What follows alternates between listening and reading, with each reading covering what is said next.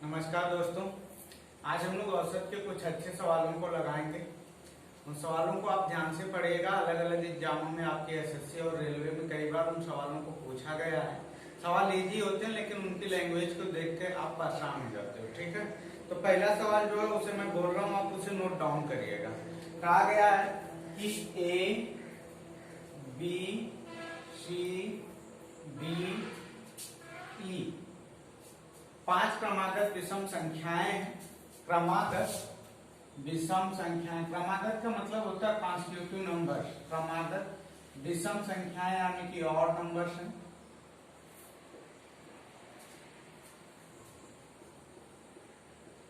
तो इनका औसत बताइए। ऑप्शन मैं आपको यहाँ पे लिख दे रहा हूं। ऑप्शन क्या क्या उसे देख लीजिए। पहला ऑप्शन है 5 गुणे a+4। बी ऑप्शन आपका a b c d e divide by 5। C a+4। D option 5 गुणे a plus b plus c plus d plus e. ठीक है, तो आपको हमने औसत बराबर क्या बताया था? हमने औसत बराबर बताया था कुल पदों का योग बटे कुल पदों की संख्या। तो आप क्या करोगे, यहाँ पे इन सबों को जोड़ दिए डिवाइड बाय 5, क्योंकि पदों की संख्या 5। लेकिन वो तो ऑप्शन का ही नहीं। बी ऑप्शन में आप यहाँ पे धोखा खा सकते हो। क्या खा सकते हो कि यहाँ पे a plus b plus c plus d plus e होता डिवाइड बाई 5, तो आप लगा देते। लेकिन यहाँ पे कुछ नहीं का मतलब 3 संख्याओं को उन्होंने गुणा कर दिया, तो ये ऑप्शन तो होना से नहीं रहा। अब पहला ऑप्शन भी देखते हैं। तो आप देखो, हमने क्रमागत संख्याएं यहाँ पे बोला है।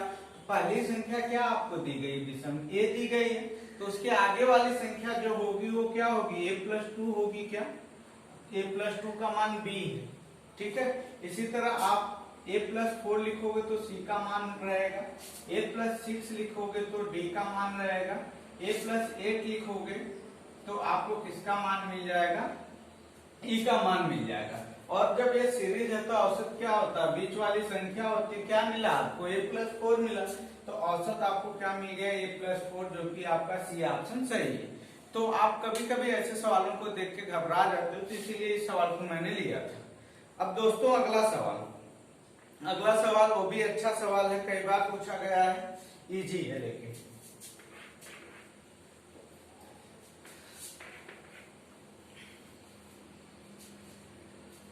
कहा गया है कि 20 प्रक्षेपण, ठीक है, 20 ऑब्जर्वेशन है, ठीक है, जिनकी रीडिंग क्रमशः, ठीक है, और क्षेपण है, यानी कि 20 प्रयोग किए गए हैं। x1 x2 x3 dot dot x20। ठीक है, 20 डाटा इस तरह से दे दिया गया है। कहा गया है कि इनका जो औसत है y बार, औसत क्या है? y बार, इनका औसत है y बार। आपसे कहा गया कि तो x1 minus 101, x2 minus 101, x3 minus 101 dot dot x20 minus 101। इसी तरह सवाल आपको दिया गया था। पूछा है कि इनका औसत क्या होगा? का औसत क्या होगा?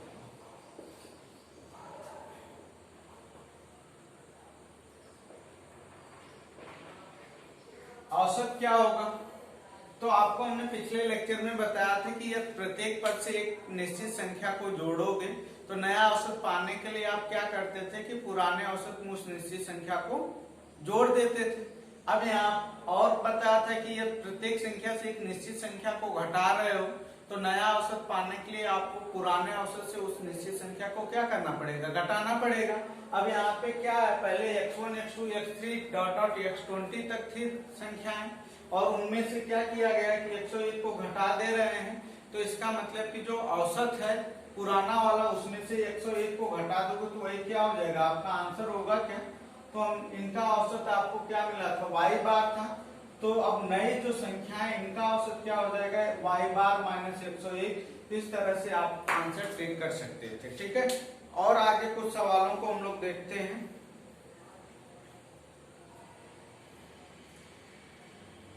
यक्ष संख्याओं का औसत y है। कितनी संख्याओं का औसत y है, यक्ष संख्याओं का औसत y है और y संख्याओं का औसत यक्ष है। यक्ष संख्याओं का औसत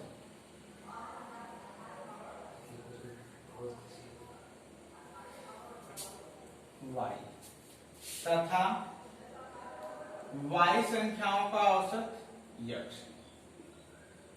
तो x प्लस y संख्याओं का औसत कितना,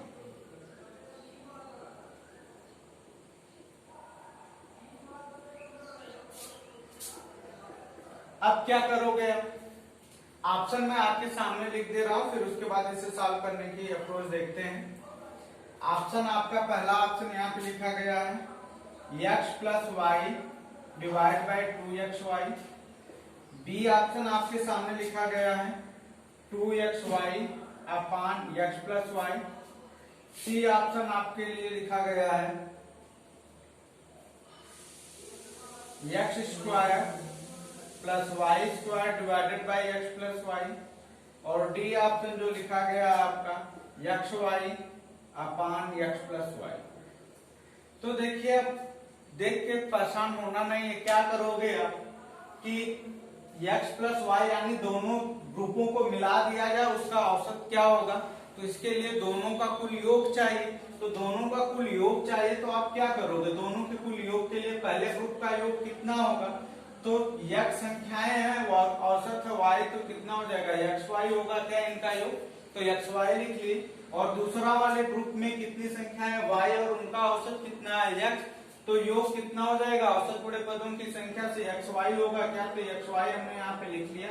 अब पदों की संख्या कितनी है, एक ग्रुप में x और दूसरे में y, तो योग कितना होगा, x प्लस y होगा क्या। अब देखो कि ये सेम संख्या है तो इनको जोड़ दिया है तो 2xy हो जाएगा और नीचे क्या बचेगा आपको x प्लस वाई। तो इस तरह से आपका ऑप्शन भी सही हो जाएगा। तो आप सवालों को देख के घबराना मत, उनको लगाने की कोशिश करिएगा, इजीली लग जाएंगे। फिर उसके बाद अगला सवाल आप देखिएगा।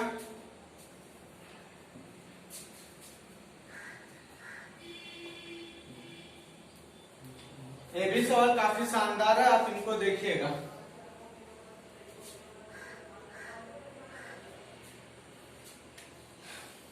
x1 x2 x1 x2 x3 dot dot xn संख्याओं का औसत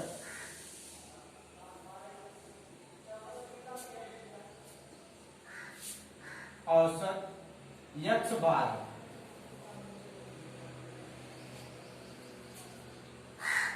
अब आपसे पूछा जाता है तो पूछ लिया गया है कि summation of i equal to 1 to n xi bar minus xi minus x bar, ठीक है, का मान बताइए।